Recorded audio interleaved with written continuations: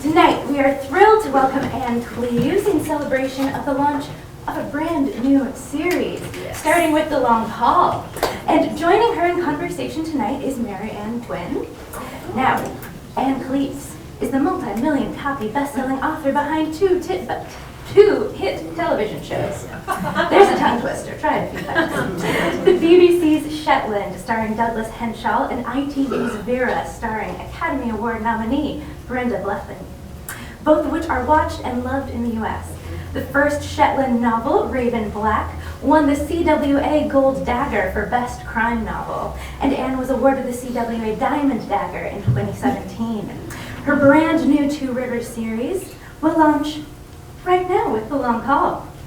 Now, Mary Ann Gwynn spent 34 years at the Seattle Times. Along the way, she won a Pulitzer Prize, along with others, for her cover of the Exxon Valdez oil spill. For the last 18 years of her career, she was the book's editor, and her Lit Life column was a beloved institution for folks who like to have their nose in a book. Mary Ann was one of 3 jurors for the 2017 Pulitzer Prize in Fiction. She's a vice president of the board of the National Book Critics Circle, and this year's chair for the NBCC Prize in General Nonfiction. Now, I'm almost done, but books are on the table just beside us. There's a register open downstairs. We'll hold it open after the event. The store is technically closed. This is an exclusive after-hours event now. But we will hold that register open, no worries. If you parked in our lot tonight, it is free, so you can leave after the event without care or validation. Now that is it from me. Please join me in welcoming Ann Cleeves and Mary Ann Twin.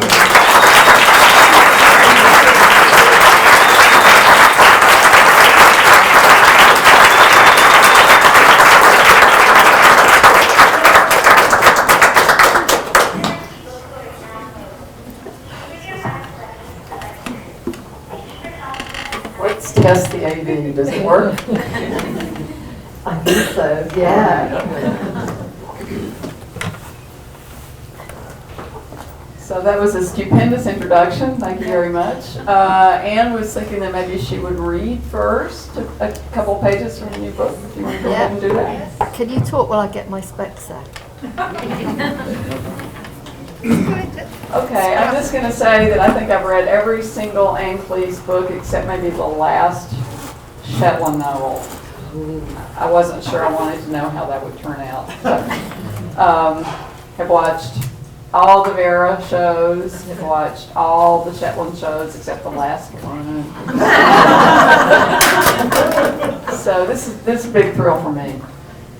You might even be able to watch a Two Rivers show, because this one has been optioned as well. Oh, excellent. Who's going to play the lead? I don't know.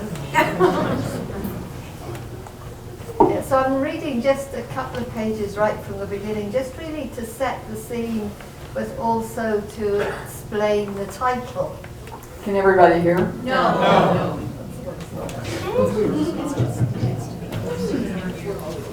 The other one?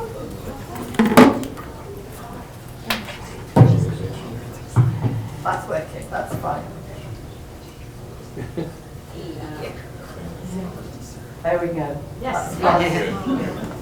So yes, this is right at the beginning of the book. The book starts with Matthew Venn, the detective, and he's at his father's funeral, but he doesn't feel that he can go in, so he's waiting at the crematorium, waiting outside. He grew up in a very strict evangelical sect, and at the age of 18, as many of us do, started questioning the beliefs of his parents.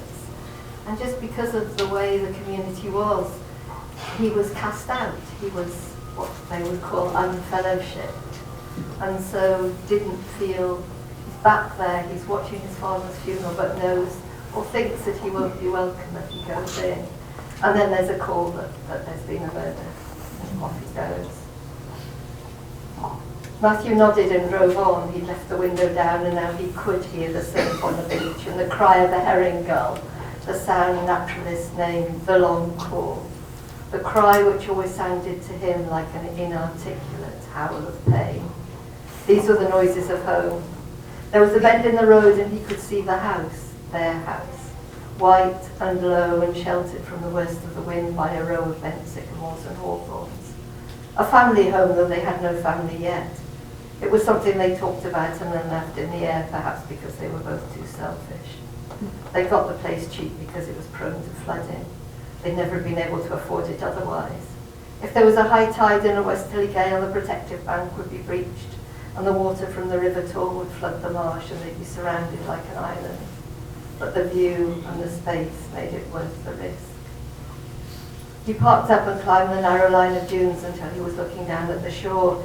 Here the river was wide, and it was hard to tell where the Tor ended and the Atlantic began.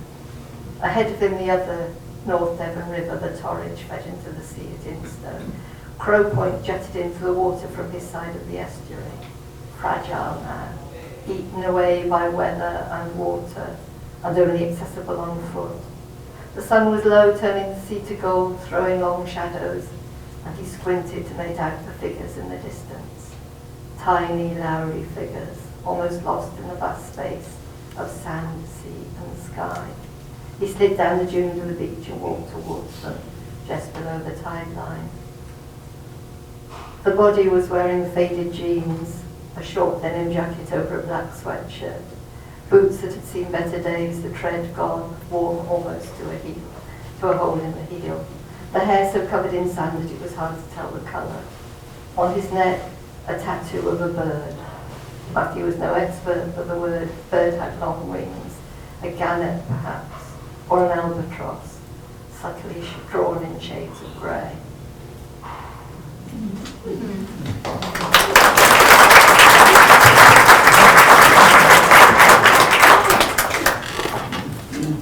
So tell us a little bit how you conceived and created Matthew Venn. I mean, this is a character you're going to hang a new series on. So what was your thinking as you put him together? Well, place comes first. With me, place always comes first. And I knew that I wanted to start a new series. I knew that 6 Shetland books would probably be enough, but there were only 23,000 people in Shetland. I'd killed a few of them off, but probably didn't. And I thought that I'd said all that I could possibly say about Shetland, so I didn't want to bore myself or other people by repeating myself. So I was really struggling to find somewhere else to write, to set a story. And I thought maybe Orkney, but that was too similar to Shetland. And then quite suddenly my husband died and I wanted to run away. I wanted to run away from the memories, the places we've been happy, but more specifically I think from the pity and sympathy of other people. I just wanted to be somewhere different. And the place that I ran to was where I'd grown up, and that was North Devon, which is in the West Country, just up from Cornwall. I had a very good, very close friend there who I'd known since I was 11, and it was to her that I ran away. And so that's really how it started. I was there, we were just reminiscing, we were talking about people that we knew, we were exploring the places where we'd been. I had such a happy childhood there, the happy school days, and just walking on the beaches, travelling around, getting a sense of the place and the people.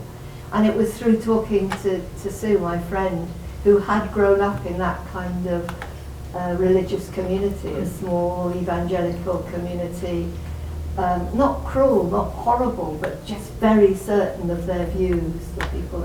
And she just disengaged herself gently and didn't go to the meetings in dusty halls every Sunday by pretending that she hadn't done her homework or that she was feeling poorly, and so just disengaged herself that way. Matthew Venn has this big, almost arrogant moment of revelation in a meeting and says, this is rubbish, I can't believe it, and is cast out. Matthew's an outsider. I mean, he's been cast out, as you say. He's also gay. He's come out as a gay man. And in that respect, he's got similarities to your other protagonists. Vera is very much of an outsider, middle-aged woman, irascible, doesn't really get along with anybody. is one reason we love her. And then Jimmy Perez, who's kind of the law in this very small community, and so he's sort of always kind of a couple of steps removed from the community. So what is it about the outsider that makes for a compelling detective protagonist? Partly it's tradition, isn't it? Because mostly they are the fictitious detectives that we love and that I grew up with are outsiders, I guess. I'm not sure that Vera is in a way, because I think she enjoys being a loner. She's chosen that. She grew up in a place, she's got her hippie friends in the house next door, in the farm next door, and she's got her team, and she doesn't really need anything else. And I think writing about Matthew and Jonathan, it's the first happy marriage that I've ever written about. That's true. I'm really enjoying that, the just working out the domestic details, how people learn to live with each other. And there's one scene, I think, where Matthew comes home from work, and what he really wants is just a glass of wine and to be on his own with Jonathan and a fire and peace. But Jonathan's invited friends back and then invited them to stay the night because he's so much more sociable and outgoing. And I think we've all had had to work our way around those sorts of domestic issues. And so that's been quite fun to do, to work on that. But Matthew's less of an outsider than he was, I think, because he does have Jonathan now, who is much more sociable and will include him in things. Mm-hmm. They are kind of a great odd couple, aren't they? I think they are a bit. Yeah. And everybody here? Everybody? Okay, good. So you said you grew up in North Devon, and you went back and you decided to write about Devon. So how, for those of us sort of the uninformed Americans, how is Devon different from North England or Shetlands? Warmer. North Devon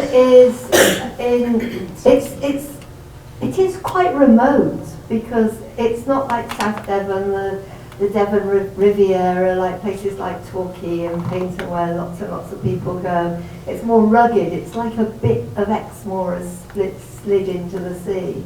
It's quite difficult to get to even now. At one point it was really difficult to get to. They have built a link road, but it's not a very big road, and so it still takes quite a long time to get to.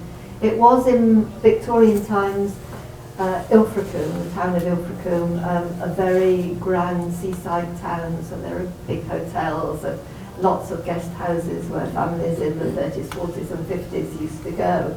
But then of course in the 60s people started going on packaged holidays to Greece and Spain instead, and those houses, those former guest houses have now turned into places of multiple occupation. So single people, drifters and transients, and maybe hostels for people with mental health problems or male hostels. So it's a very mixed kind of community now.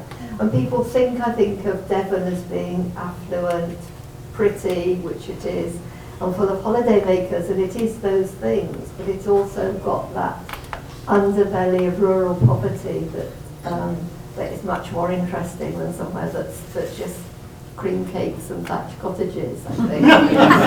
And you do get the entitled young men who go for the surfing and who celebrate the end of graduation by going and having beach parties and all that. And you have lots of arty people who go because the light is so good, and they paint and they sculpt.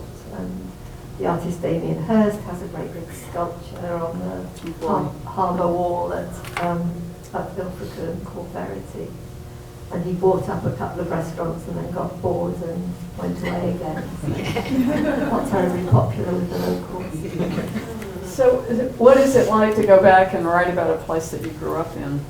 It is very strange, because you see it as it was, but you also see it with new eyes, because I've not lived there since I left home to go to university properly. I mean, I went back and got married from there, and my parents lived there for a while, but it's very strange because it changes as well. So you go places and you think that it's going to be as it was, and it's not. Great new holiday complexes have gone up, but in my head it's real, and I know that the North Devon in my head isn't the real North Devon, but it's real to me. It's authentic to me. I think it's a little brave to go do that myself. I launched it. Oh, we launched the book in Barnstable in a hotel just outside Barnstable. And so many people that I knew turned up. Old school friends that I've not seen for years. The woman who made my wedding dress. People who'd been taught by my dad because he was a village head teacher. All these people turned out. It was very, very moving. Wow. Actually. Must have been electrifying. Yeah. Yeah, it was terrific. Yeah. And yes, and people, I think, like the book, all right, so that's okay. I'm not too rude about the place. I'm just,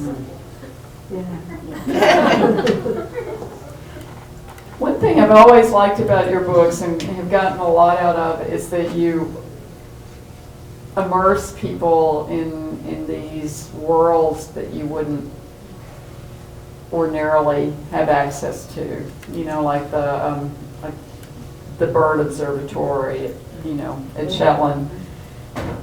And some of this has been informed by your own experiences. Like you worked as a parole officer for a while, you volunteered in prisons. So the new book is set at a community center, and part of it is it's programs for adults with learning disabilities. And I wondered if that is a place that you have some personal familiarity with, or how did you get interested in that kind of milieu? There were a number of things really. Sue, who was my friend who I went and stayed with when I ran away from home for a couple of weeks, had spent her career working with adults with a learning disability. So somewhere in my mind that was knocking around because I knew that was the work that she'd done.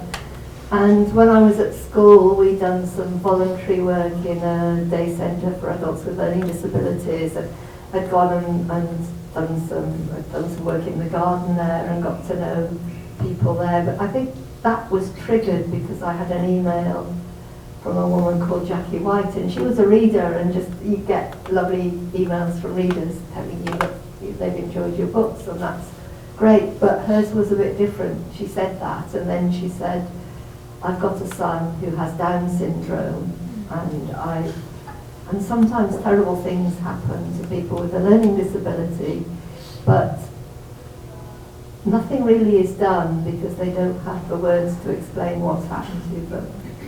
And would you be able to tell their story? So that was a challenge. Yeah. And a responsibility. And so I thought I already had this character in the book, Lucy Braddock, who, because I think that was going on in my head because I was with my old school friend. And I went and chatted to a young woman with Down syndrome as well, because that was important, and spoke to Izzy.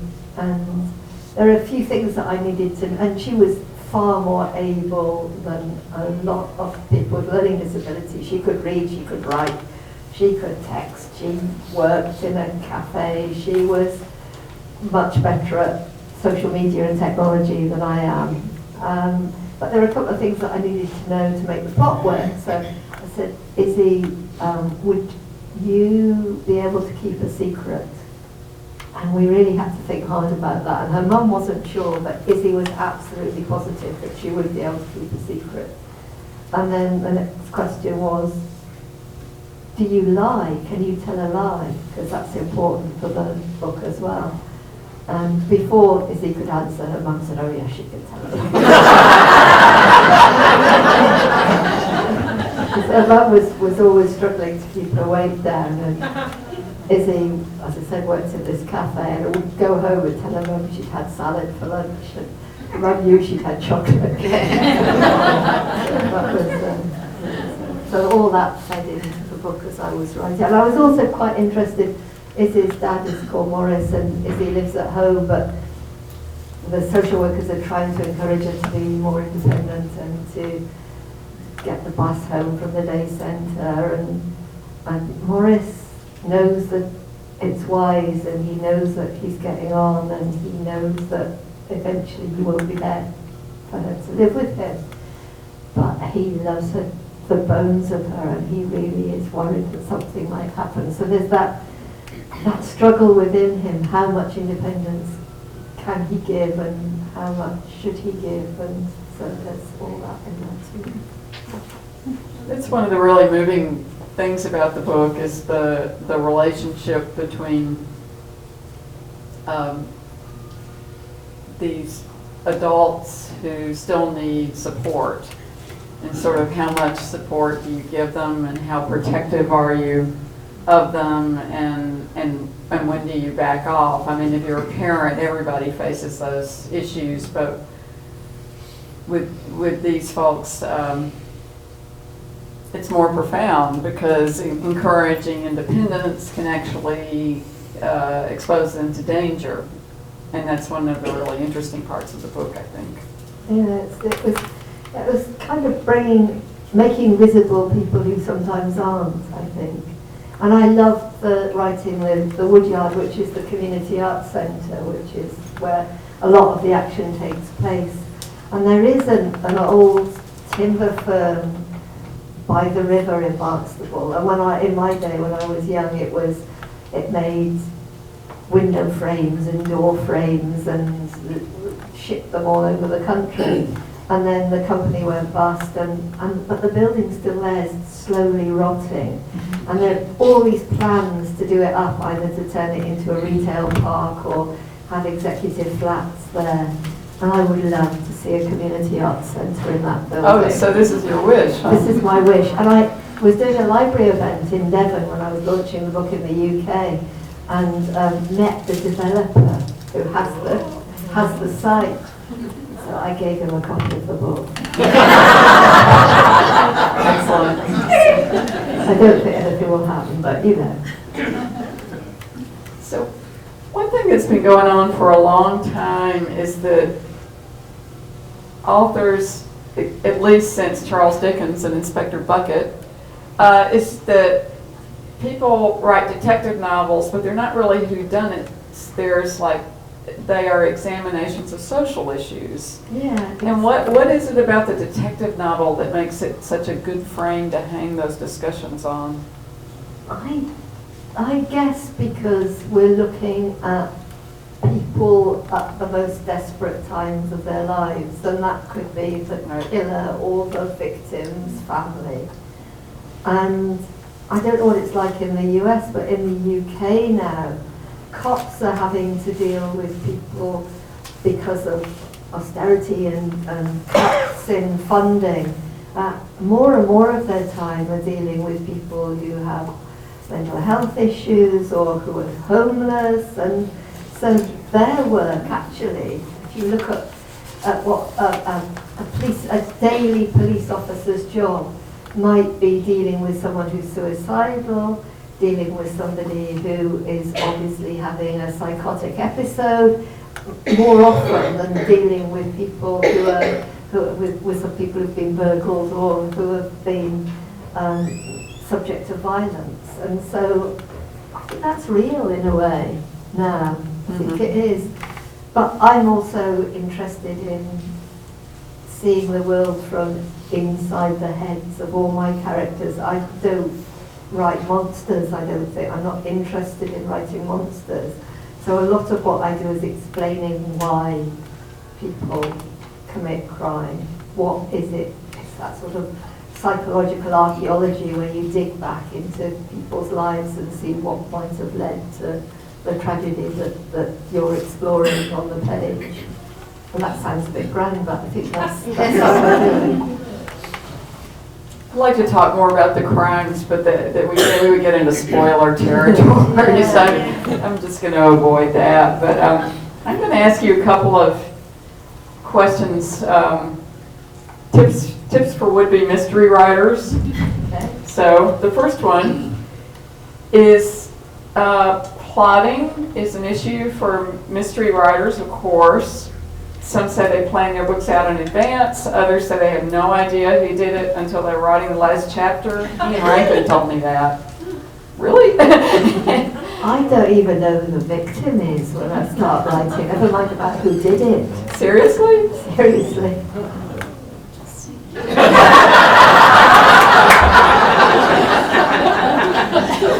I think I don't care about plotting. I don't do plotting. That's why I write traditional crime fiction. You don't have to worry about the plot. You have a murder, you have a limited number of suspects, and you have some form of resolution. So that structure is there to hold you up. It's not a straitjacket, you know, it's not confining you. It's a kind of corset to hold you straight. And that is liberating. That gives me the freedom then to do what I enjoy writing about. So no, when I read that first piece about the guy lying on the beach and being found on Crow Point, which is a real place. And I didn't know who he was when I wrote that scene. But I had to find out, so I had to write the next chapter. Do you ever get 3/4 of the way through the book and you're like, and you find yourself like in a cul-de-sac, like, Yeah. wait a minute, she couldn't have done it. Yeah, but I think it's a bit like a stand-up comedian telling a joke. You know how to pace it, because I've been doing it for a long time. So you know how to pace a narrative, and you know where more you start to get an idea of where you're heading. But this book, I really struggled at the end, and then it suddenly all came. Then it was wonderful when I worked out exactly what was going on. But it did take me a while. Well, it's kind of liberating in a way. It's very liberating, yeah. I mean, other people do it very differently. Wonderful author, P.D. James, Phyllis James, Oh, yes. used to plot meticulously. So if she didn't feel like writing chapter 2 this morning, she could quite easily go and write chapter 17, because she knew exactly what was going to happen in each chapter. She had a synopsis. So that wouldn't work for me at all, because I wouldn't.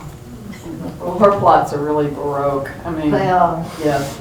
So that you can see that she needed to plan them out in advance. But now, if for so long, for 20 years, I wrote and was published by a mainstream publisher, but made so little money that it had to be fun. You know, I certainly wasn't earning a living from it.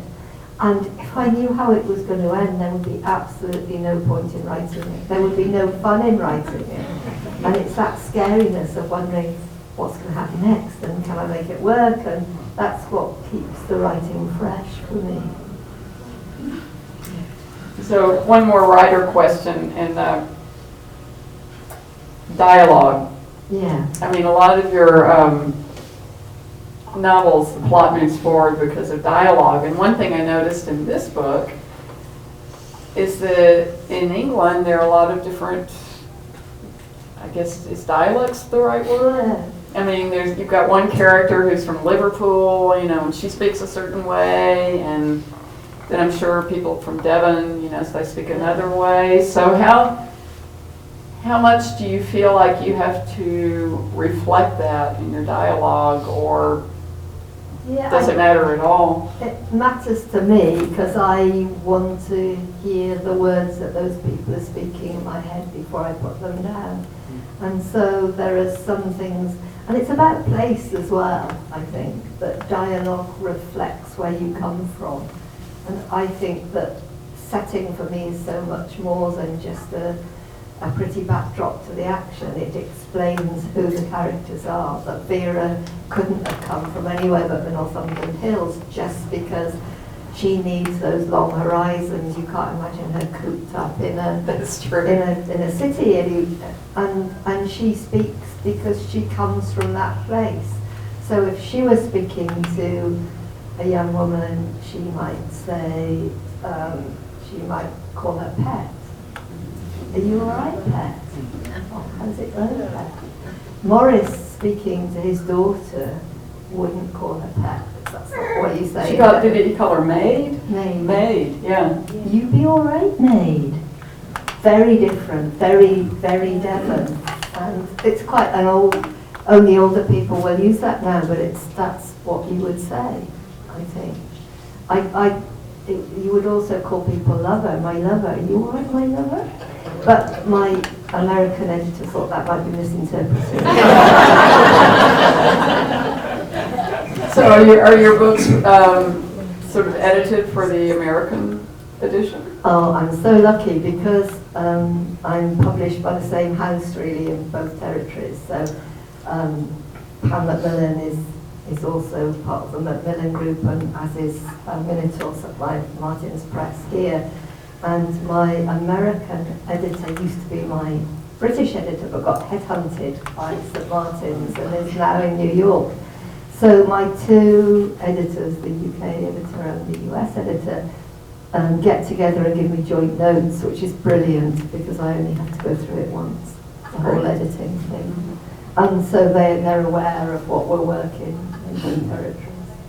And obviously the British market is the one that we're, the major one, but that way, because it's done jointly, we can get it about right for both places, I think. And certainly my never wouldn't have gone down, wouldn't have been understood to be here.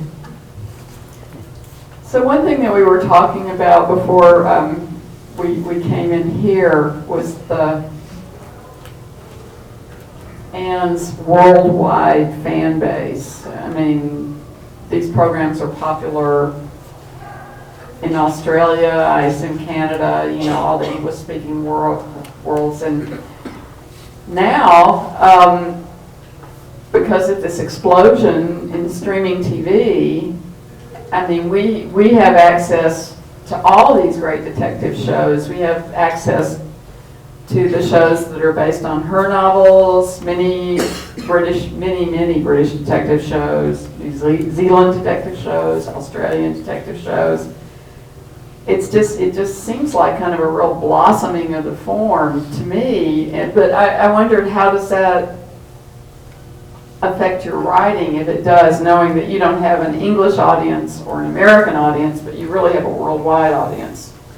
I think about that at all. I write the sort of book that I would enjoy reading, and it's very selfish. It's my story. I don't think about my publisher. I don't think about whether it's going to work for television. I don't think about what the actors will make of it. Occasionally I'll write a line in a Vera book and think, oh, I hope the script writers keep that in because Bren's going to love saying that. It's one of the witty put downs. But I write for me really, just the sort of book that I would enjoy reading. And then if other people like it, that's wonderful. And I'm very, very fortunate. So thank you. So I have one more question, and then we will open it up to the audience. I want to know if this is a true thing or fantasy. That so often in your books, the cops show up at somebody's house and they are invited in and they are offered tea and scones. And I'm like, is that really true? And if it is true, that's so great. I think well, certainly in rural places, you don't. It's probably the same here. Do you not think in rural places, if you I'm not sure it is. if you invite somebody into your house, whoever they are, you will offer them something. It seems impolite not to offer. Certainly, I would put the kettle on for anybody who's got, whether it's the guy who's cleaning the windows or it's somebody who's mending unblocking the toilet. I make them a cup of tea. I think that's what we do. We drink a lot of tea. I think that's just lovely.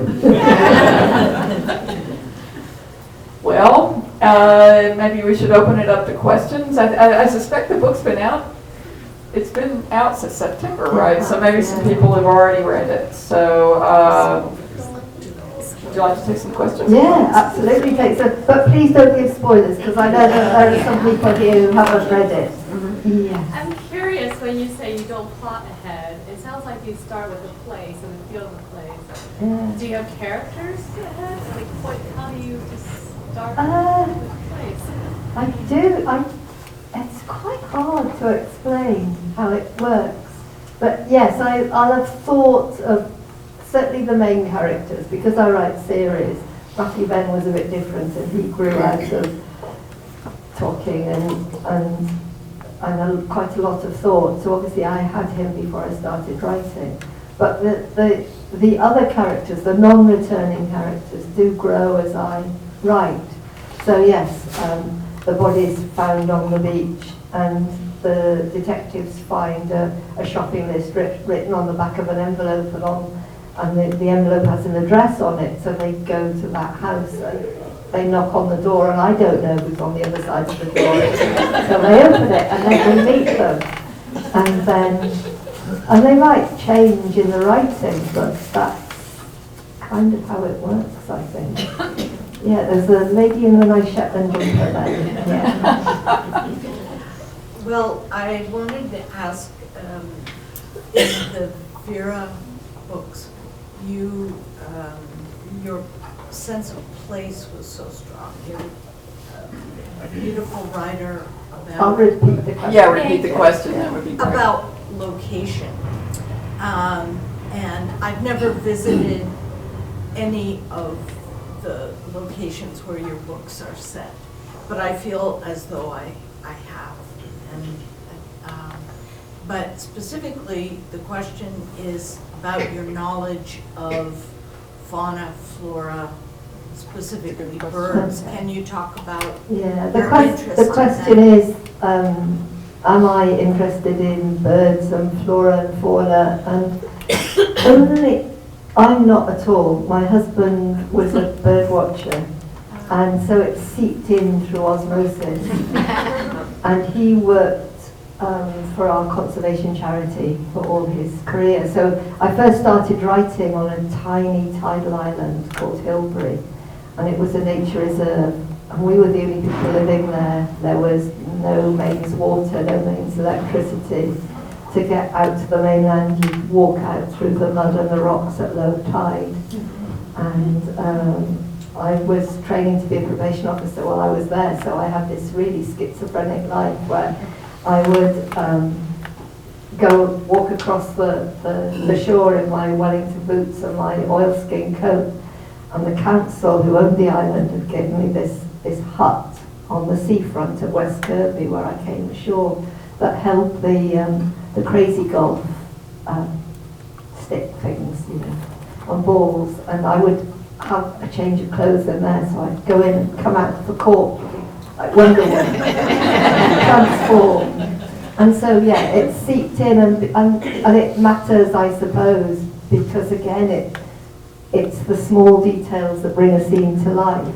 So I would just that cry of the herring gull takes me back to whatever coast I'm on, and that fixes the place for me and for the readers who understand it. And also, yeah, the vegetation, place is so important for me. It's where everything comes from. Yeah, there's a question up here. In terms of follow-up, actually, I'm a big Vera fan, and I noticed when I read the first book, she doesn't appear. Did you not know her until No. So the question is, why doesn't Vera appear till about a third of the way through the first book? No, because she wasn't supposed to be in there. My editor at the time was a very young lass who had decided that traditional crime fiction wasn't ever going to sell again. She got that wrong, didn't she? It's the late 90s. It was when big standalone novels of psychological suspense were quite popular. People like Minette Walters were writing. And so she suggested that that's what I should do. You know, I might actually sell a few books if I change what I was writing. So this was going to be about 3 women who were up in the Northumberland National Park and doing environmental survey. And one of them would die, of course I had to have a body, but there was not supposed to be a detective. And then I got stuck about a third of the way through, didn't know what was going to happen next. Was writing a funeral scene, and was it Raymond Chandler who said if you're stuck with a plot, have a door burst open and a guy come through with a gun. I don't do guns because I'm British and it would take too much research, but I thought I'd have the door burst open and see who came through. And who came through was Vera Stanhope. And I had, in that blink of an eye, I had her name. I described her as looking more like a bag lady than a detective. She's carrying a supermarket carrier bag with all her papers in instead of a briefcase. And she was, she came in that moment. Yeah. And luckily, my editor married a music journalist and moved to Australia. So I was allowed to write some more books about Vera.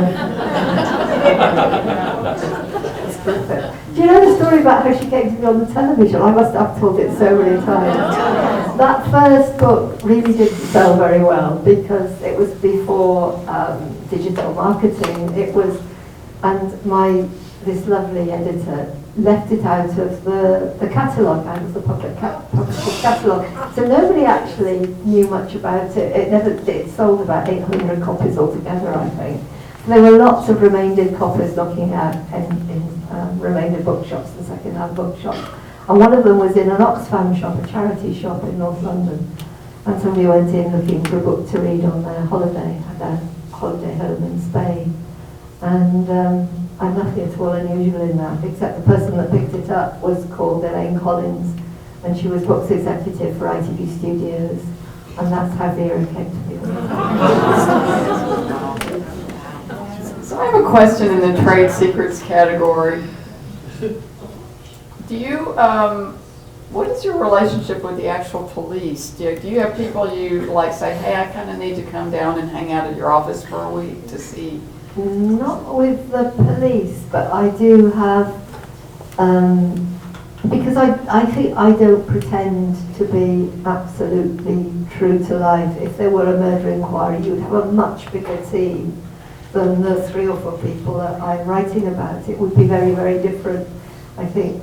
I do have 3 friends who are incredibly important. One is a forensic pathologist who is based in Aberdeen. So if there were a murder in Shetland, he would do the post-mortem, the autopsy, and he would go up and examine the body. And he is brilliant. I don't know if anybody's read the most recent Vera book called The Seagull. And in that they find a skeleton or a couple of skeletons in a culvert in Ridley Bay, which is where I live. And I phoned James up and said, what can you tell from bones, you know? And it's so fascinating that you can tell gender, obviously, height, have a good stab at ethnicity, I think. Age is quite interesting because he said that young bones are more supple. I'm not sure how bones can be supple, but he knows what he's talking about because he was one of the teams that went out to the former Yugoslavia after the war and looked into the mass graves. And one of the things that he said stuck with me, which was if you have an arthritic, a skeleton that's arthritic and a bullet hole in the back of the head, that's not self-defense, that's a war crime. And I think we can tell an awful lot from those. So he's just brilliant and also great fun. We do lots of joint events. He's very strong on wanting people to know what it's really like. Trying to get away from that CSI effect where juries think that it's all got to hang together perfectly, otherwise they won't make a decision. And then a brilliant soil scientist called Professor Lorna Dawson, who has convicted more murderers than I've had hot dinners just by sampling soil. She did something on television where the news team sent a reporter up somewhere in Scotland and came back, and they did the scraping of the soil from his boots, and she was able to say within a square kilometre where he'd be, doing the soil analysis. So things like she's been able to take soil samples from a shovel and prove that the same soil is in the boot of a car and is with on the burial site where a body's been buried. And things that I never realised, like you can wash clothes, but bits of soil might stay in the filter in the washing machine, and that can help you track down where people have been. So she is just astoundingly useful. And again, lovely, and we again do events together. And then another woman called Helen Pepper, who's a senior CSI, teaches on the policing course, so I will phone her up. Helen, what will a body look like if it's been in the water for 20 years? And what would you do if? And she advises on Vera and in Shetland. And you might actually have seen her because they wanted senior crime officers who knew what they were doing. And so I think Helen and some of her students went up and put on the white suits. Took for years. They got very bored. Quite bored. All right. But they did get paid as extras for the day. I think it's interesting that you were a probation officer. And in that profession, you would meet a lot of characters. Yeah. And I wonder if that had any influence on you selecting characters. I don't think it had. The question is, did my work as a probation officer, did any of the people that I meet feed into the books? No, because I did meet murderers. I supervised people who were in prison for life, and they were, without exception, pathetic, inadequate little men, and they wouldn't be interesting to write about. What it gave me, I think, was license to go into all sorts of different homes to ask questions, because most of what the bread and butter work that I did was post-sentence reports. So if somebody had been already found guilty either by the magistrates or the Crown Court, before the magistrates or the judge passed sentence, they wanted to know a bit more about the individual, about their educational background, about what might have led to them committing the offence, and what the appropriate sentence might be.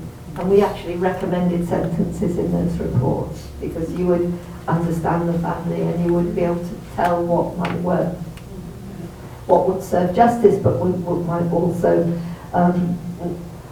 stop reoffending. And that took me into some of the roughest, I was working on Merseyside then, some of the roughest flats, in roughest social housing in the UK, but also because it was much more varied than the work that is done by parole officers here. I did some guardian ad litem and matrimonial work as well, so adoption and we were social workers to the court, really, probation officers in those days. And so went into some very grand houses too and talked to people. And that certainly helped, yes. Do you ever work on, are you involved at all with the TV productions? The question is, am I involved with the TV productions? Not directly, but I know the team very well. Both those series are made by a company called Silver Print Pictures, and they're the company that have optioned the new book, the new series, the Two Rivers series. And I take them to the place. We're going back to place again. So I'll do a recce with the script writers and the directors to my patch, just because I think that's important that they understand the variety of possible locations that they could be using.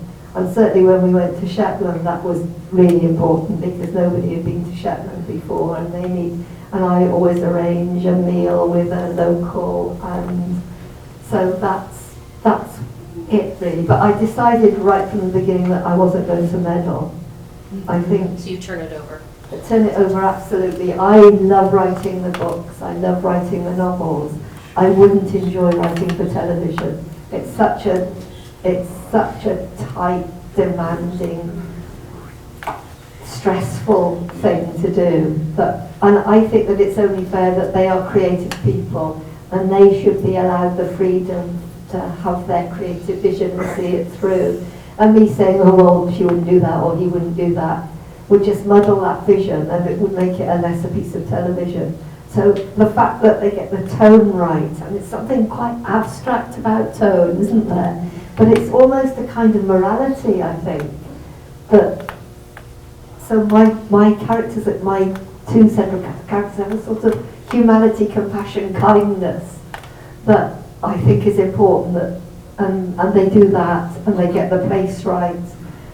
I don't care if they change the murderer or if they bring in characters who aren't there, or it's that essence of the book that's much more important. And I'm going down to North Devon a couple of weeks after I get home at the end of November to go down to North Devon with the script writer and the executive producer. Have you met the stars?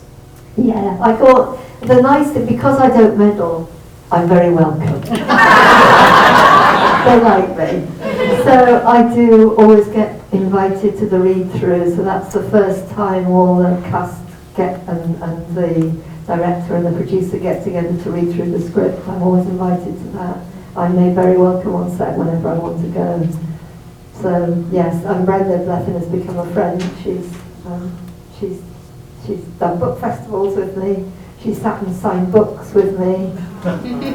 So yeah, no, she's very, very generous and loves. It's like having a representative on set, really, because she's so protective of that character. And I'll sometimes get a text or an email. They want me to do that. I don't think Arvira would do that. Yeah, I'm very, very fortunate with the whole team. Any more questions? Maybe one more? Yeah, we've got time. Good. Thank you. When you start a new series, do you think ahead to maybe the second book or the third book, or is each writing a standalone? Yes, that's an interesting question, isn't it? Because you think I wouldn't be planning. So the question is, when I'm starting a new series, am I thinking in terms of I suppose, a bigger story arc to where it's going to go? Not really, because as I've explained, I don't really plan in advance. But I see things that I want to follow up in later books. So in the first book, we know that Jonathan is adopted, and that will be quite interesting. That's Matthew's husband. It would be quite interesting maybe to follow. That might become a storyline in the future. But I think what I am clear about is that this series will be more ensemble piece than other books that I've written, because I did love writing Jen Rafferty, who is the sergeant, who is the person she's the woman from Liverpool. She married too early, had her children too early, was in an unfortunate, rather abusive relationship, left and came down to Devon with her kids. And I think we've all met women who missed out on sowing their wild oats early and hit middle age, and their kids are a bit more independent, and man, do they start partying at that point.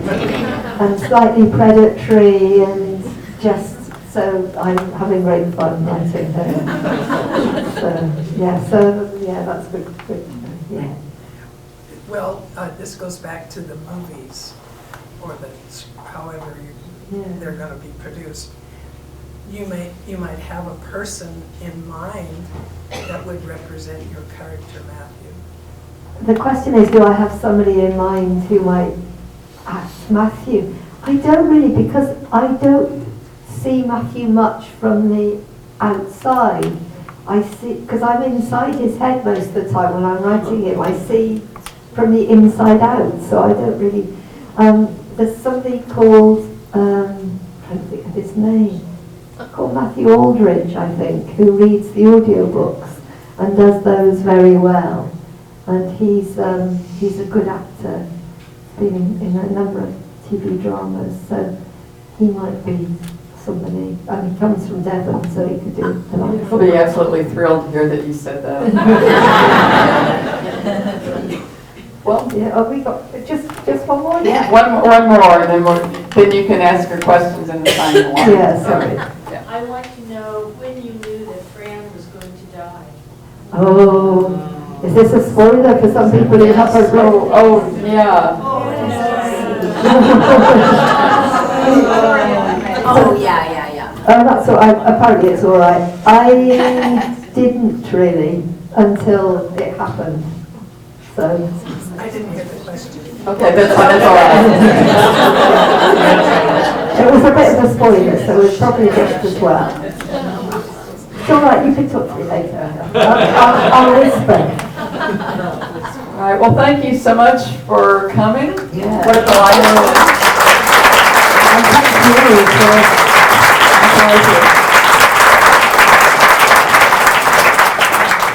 when I hear the